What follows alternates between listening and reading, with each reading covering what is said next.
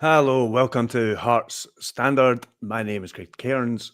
We're here today to discuss yesterday's defeat to Celtic. To do that, I have with me Scott McIntosh. How are you doing, Scott? Yeah, very well. Thanks again for having me on, Craig. No bother. As I said, we're going to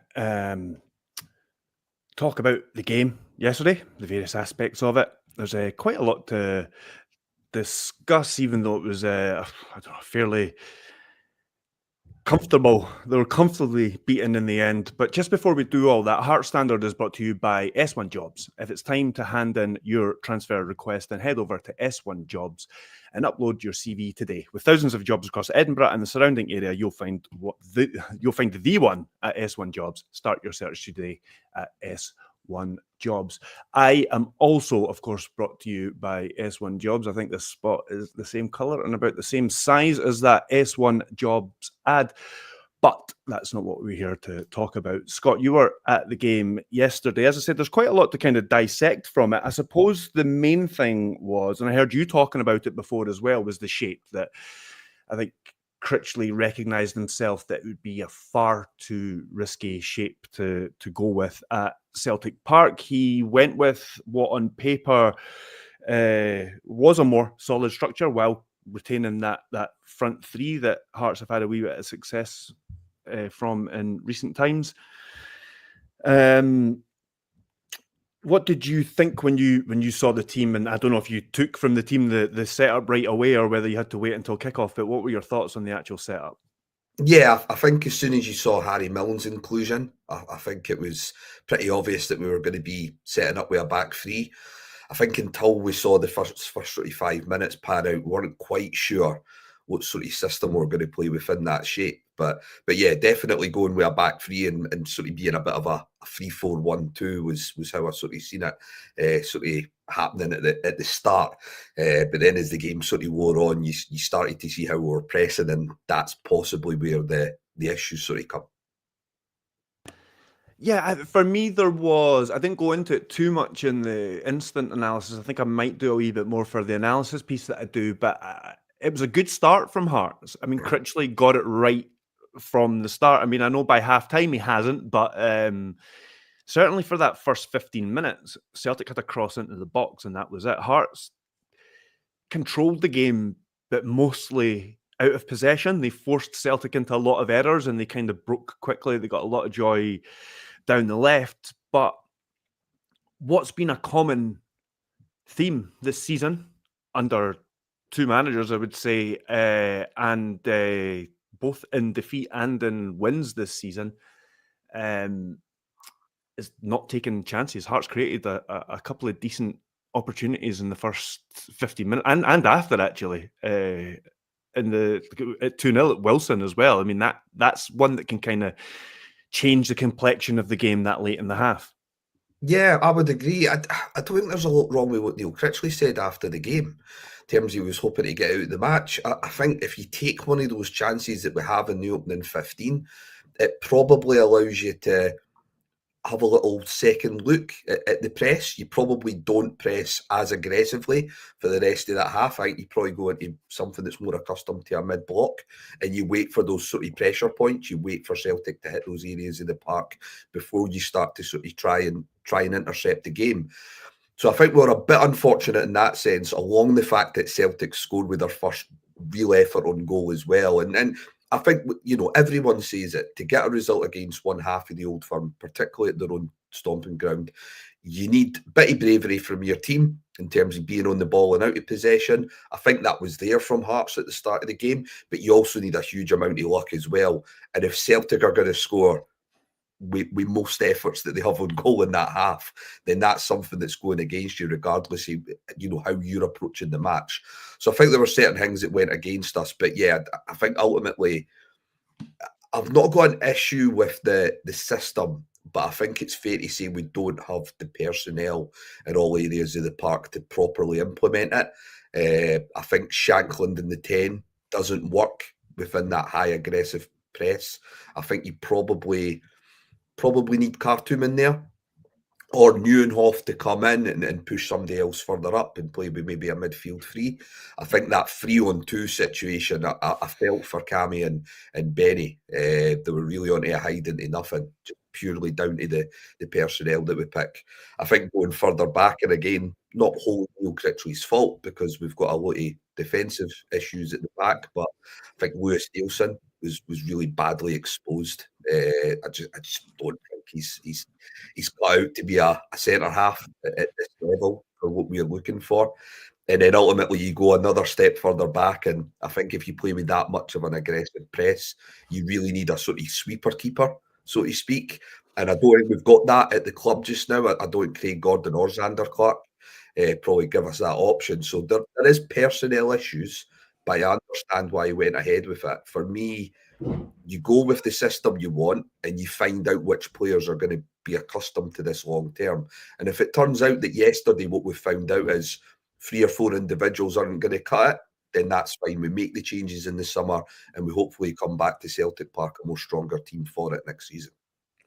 Yeah, it's certainly encouraging that Hearts didn't just sit in for the whole game. We'll get to the second half, but it's encouraging the Hearts, because Hearts have done that in the past, where you just go and you try and play percentages and take one of your chances and limit the oppositions, and you can be badly exposed either way, regarding how you play. There's a bit of fortune to Celtic's second goal with how it breaks off the post for a tap in, but the other 2 goals, it's just the risk you take when you're playing that way against Celtic. And Celtic were, they created clear chances and they were clinical in taking them, basically. Maeda's in the form of his life. I mean, that's part of it as well. And when you've got somebody like, I mean, I'll just bring up the passing network here. Sorry for people who are listening to this, but it's kind of just showing the average positions. I'll try and show, but that's what I'm wanting to take from it, rather than all the other bump that's on it. But you can see in the midfield there for Celtic, there's 3 players fairly close together: Callum McGregor, Engels, and Hatate. And one of the things Celtic have that's really good, there's like the gold standard in Scotland, is their midfield rotations. And that's basically how McGregor gets the space for that first goal. And once he's driving at goal and he's towards goal in that space, in between lines, and he's got Maeda, Jota, and Kuhn running ahead of him, that's difficult for any defence to deal with. And then by contrast, if you look at the Hearts one, Beningame and Devlin are both central. Beningame slightly deeper, but there's basically a chasm there. I mean, I know that's not how it works, but it gives you an idea of, there was like 3 in there for Celtic most of the first half, and 2 in there for Hearts most of the first half. And yeah, I mean, I suppose in sum, what I'm saying, Scott, is you're kind of damned if you do and you're damned if you don't, in a way, when you go to Celtic Park. And another thing that you kind of said that I totally agree with, it's just the players. They've just got better players, and sometimes they can just undo you regardless of what you do, how you set up. Yeah, I would agree, and sometimes you've just got to accept that. I think ultimately we might get to this in terms of whether a question comes in or if it's something either of us raised. But I think ultimately a lot of the frustration yesterday, a lot of it is a built-up frustration at probably the Derby record more so than anything else. So I think now this is being used as an Aberdeen a wee bit as well. Additional bit of evidence to probably point at some concerns towards Neil Critchley. And I think that's where a lot of it's boiling from. I think most of us are accustomed to seeing us get beat 3-0 at Parkhead without too much fanfare. I don't think that shocked too many people. But some of the comments I saw, some people were talking about the switch into the back 3 being an issue. Well, we played with a back 3 at Parkhead last season when we won. So I don't think it's quite as simple as that. So did Rangers, so did Hibs. Yeah, so there's merits to playing the system that we played. I just think you take one of those chances in the opening 15 and you maybe then can rein yourself in terms of the block. So I quite liked how aggressive we were at the start. And I think in Neil Critchley's defence, he came in at the club, he was told that the fans wanted a certain style of football, and he's trying to meet those standards. Considering what we've had previously, where people will talk a good game and they'll talk about wanting to be on the front foot, they'll want to talk about suffocating teams, in particular at home, And then within a few weeks, it's just back to the sort of pragmatic underdog football that you see most coaches in this league do. I admire him for trying it, and I think long term it could still work out. It's just it's that short term pain, and I get that that's not nice to see when your rivals are doing reasonably well in comparison, and you're worrying about how this is going to translate to big games in the cup as well. But I do think there needs to be a level of patience with this. I do think that what he's trying to do is the right thing. Whether he achieves it, I don't know. There's still question marks for me over how we're handling some of the bigger characters in the squad. I think Shanklin and Gordon, I think there's more question marks being raised about, whether they should be playing week in, week out just now. And I think yesterday highlighted that. So there's maybe question marks around how he's handling individuals, but I think in terms of how he's wanting the team to play, I've seen enough from us over the last 4 or 5 months to suggest that it's going in an upward trajectory. It's just maybe not moving as quickly as we would maybe all like to see it in terms of those big fixtures. Yeah, I believe him. I agree with you. I don't think it's just lip service he's given, because this stuff can come across as kind of cringeworthy if you're not getting results. Yeah, and that kind definitely. Of stuff. But I do buy in and agree with what he's saying. I think he's really making an effort to embed himself in the culture of the club and understand what Hearts is and what Hearts fans want and that kind of thing. Whether he is successful in doing it, whether he ends up getting the players that are good enough to do this, I don't know. I mean, we'll go.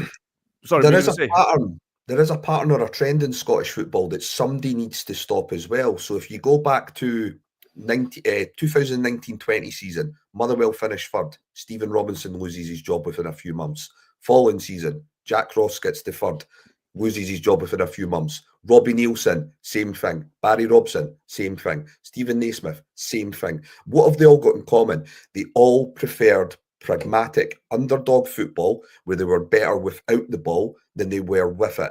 There was also very little focus on promoting youth players, very little focus on any sort of trading models as well in terms of long-term bringing players in and making profits off of that. I think what Hearts are trying to do just now, not just with Neil Critchley, but with the Jamestown analytics model, is they're trying to do something a little bit different, and that might take a bit more time. If you look at who's third just now with David Gray, again, Hibs have been very efficient over the last 3 or 4 months, but I have not seen anything out of Hibs to suggest that long-term that's going to yield any sort of major success for them. And I think, again, it boils down to fans' patience. We really do need to do something just a bit different for once. I'm kind of sick of just every 6 months to 12 months, it's this rinse repeat with, we're not getting the results as quickly as we want, so let's get rid of Neil Critchley. So what profiling manager do we then go for if Neil Critchley goes? I think the club have shown that, in terms of wage structure, there's only a certain pool of managers would be able to pull in with those resources. So I just don't get it. You'll get the same names being named. A Derek McInnes, a Stephen Robinson. I'm pretty fed up with that cycle of names being bandied about. I would rather give Neil Critchley a summer to bring in the players that he wants, a summer to work with the players on the training pitch and see how it works out going into next season. I've seen enough to suggest that he deserves that time.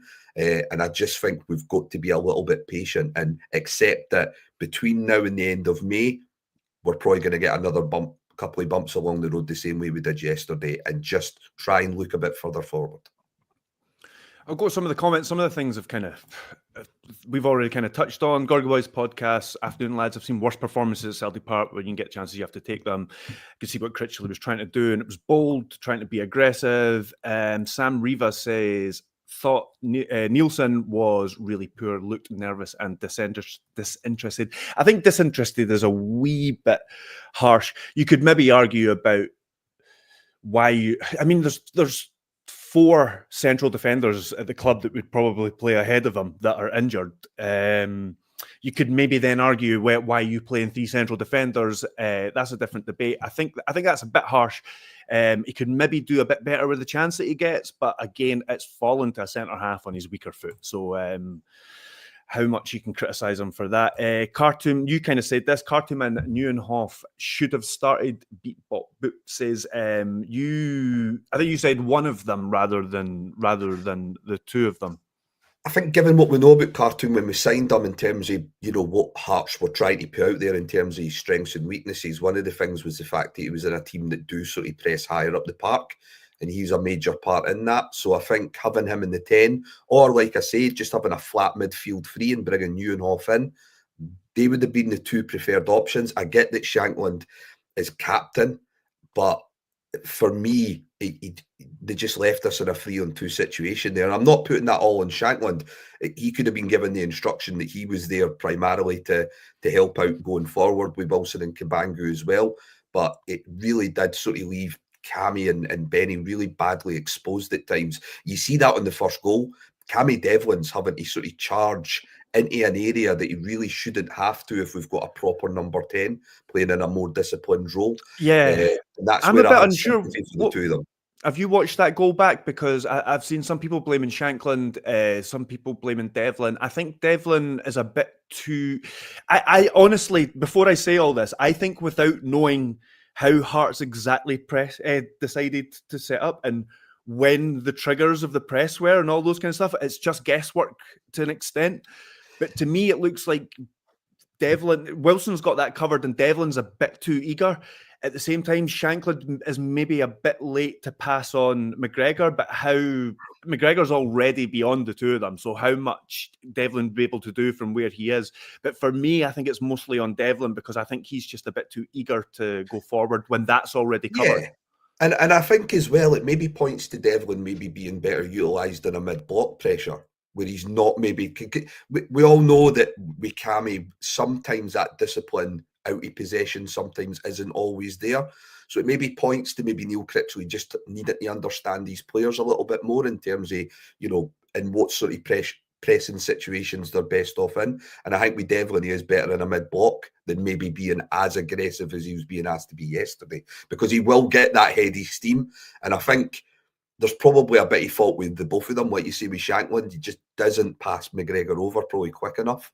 And like you say, again, it just takes one or two passes and that's it. And that's what you'll get against Celtic at Parkhead. I think we've got to look at how we played yesterday and think, how would that work in 90% of the games against other teams who aren't as ruthless as Celtic, don't have the rotations between the midfield three that Celtic have? And I think it would have its success and its merits in the same way that the diamond formation does. It won't work every week, but at home, when we've got the bulk of the ball, the diamond formation has its merits. So I think he's trying one or two things just now. And again, I think given where we are in the league this season, I think it's worthwhile doing. We're far away from danger. I'm not one of these people that subscribes to being sixth and being seventh being that huge a difference. So I'd rather he tried one or two things just now and tries to see which players are going to fit those templates moving forward. And if it turns out that yesterday the biggest positive was he looked at two or three people and thought, yep, I can trust you moving forward, or I can't, then that's fine. That works when it comes to, the incomings and outgoings come the summer transfer window.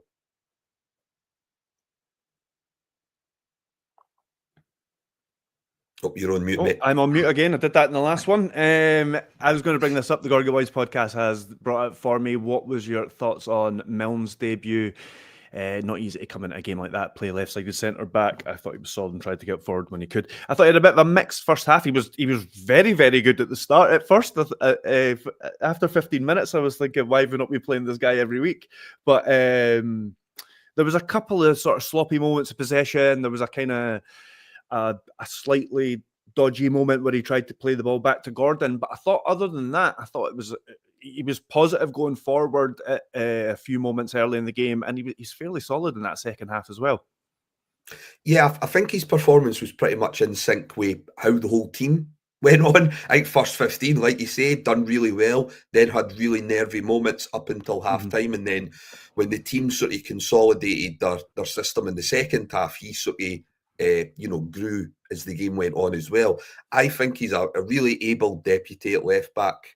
I wouldn't have any issues with him coming in and playing games in that position, and again, sort of maybe having to fill in at left centre half as well. And I think it's a solid signing, and I didn't see anything yesterday that would sway me with that. Right. let's go on to, I'll go through a few comments here all about the same thing. There's quite a few comments coming in, so sorry if I miss some or don't get to them all. It's just kind of impossible to talk and keep up with them all. But here we go. The semi-final is Critchley's chance to show that they can win big games. No old firm excuses. There was an earlier one. These are quite mixed. Ridiculous, the negativity around Critchley when he hasn't had a proper transfer window. If we don't get top six, do we stick with Critchley? For me, lose to Aberdeen in the semi-final, and questions need to be asked. I think there was a couple more, but that's it. So there's a wee bit of mix in there, basically. I don't subscribe to this big game thing. I think it's kind of a little bit of a straw man's not the right word, but I think the term's just kind of too loose. The fact that we're not happy, we're not beating Hibs just now.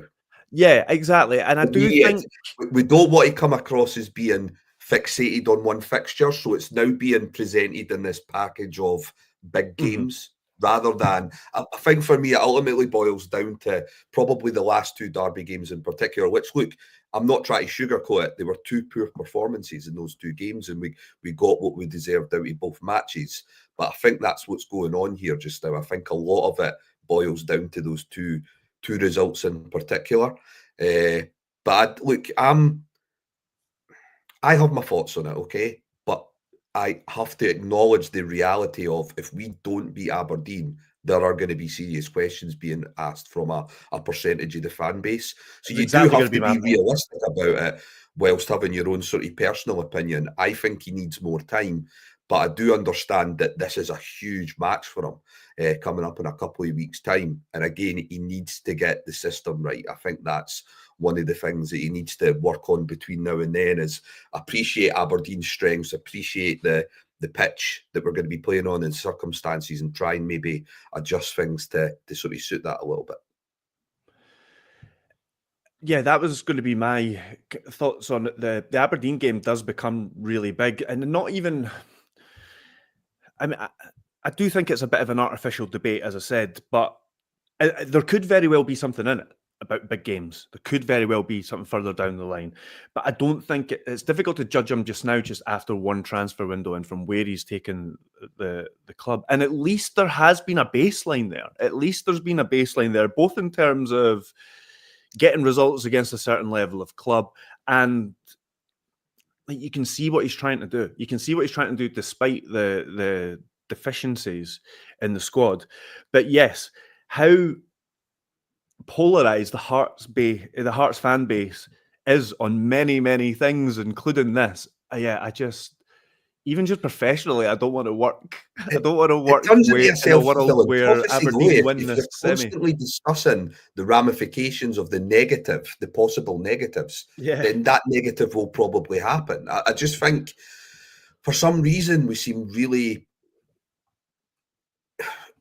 sort of insistent on the fact that this isn't going to work against Aberdeen. And from what you've seen at Hearts since the turn of the year in Aberdeen, I don't know why that would be. No, I mean, they seem to be getting incrementally better, Aberdeen, but even a couple of weeks ago when Joel and I were discussing it, I was saying that I hadn't seen enough from them to be too worried about it. I still think it's a bit of a flip of a coin, but Hearts should go in with a lot of confidence that, like you say, and one thing I should say as well is this really, even though we're having this debate right now, this really isn't the time to have this debate. It's just because it's come up again.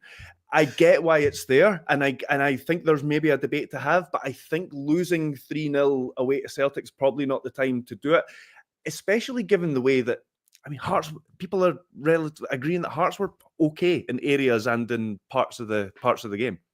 Is it not also possible to think that maybe we are all giving too much credence to the immediate reactions that we see online and through our WhatsApp groups? And actually, the main gauge on whether Hearts are in a confident mood as a fan base and not is looking at the ticket sales over the last few days for the semi-final and comparing it to our rivals.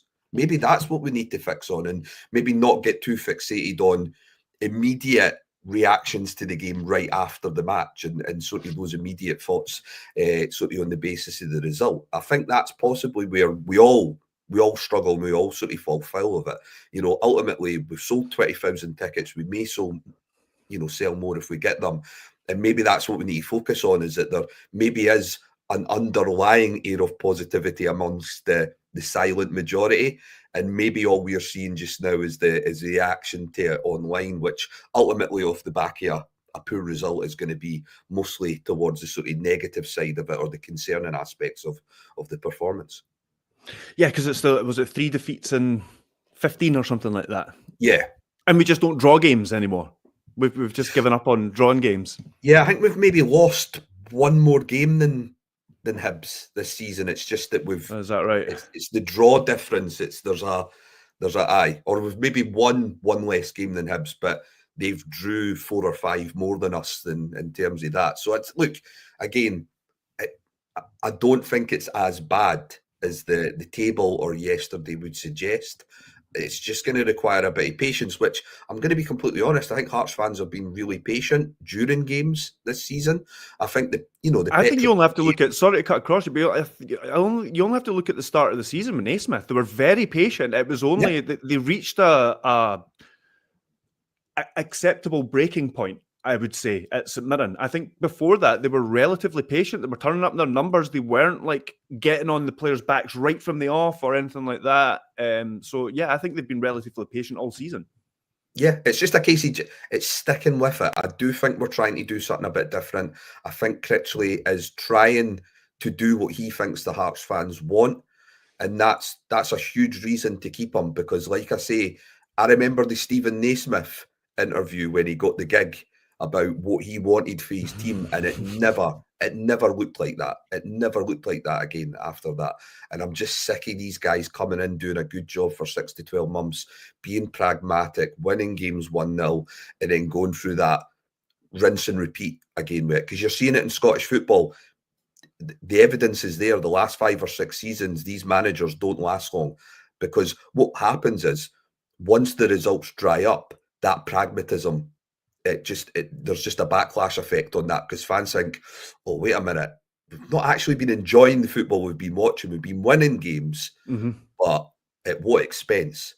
So I think where we're going just now, I think is the best route possible long term. And whether that's with Neil Critchley or with another coach, we don't know.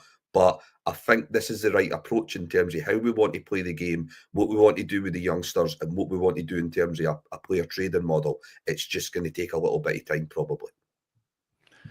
Excellent. Thank you very much for your time, Scott. I really appreciate that. Please check out Scarves Around the Funnel, which Scott is a part of. I didn't mention that in the intro. We had a few tech issues just before we came on air, so we were a wee bit late, and I forgot to introduce Scott properly, so apologies for that.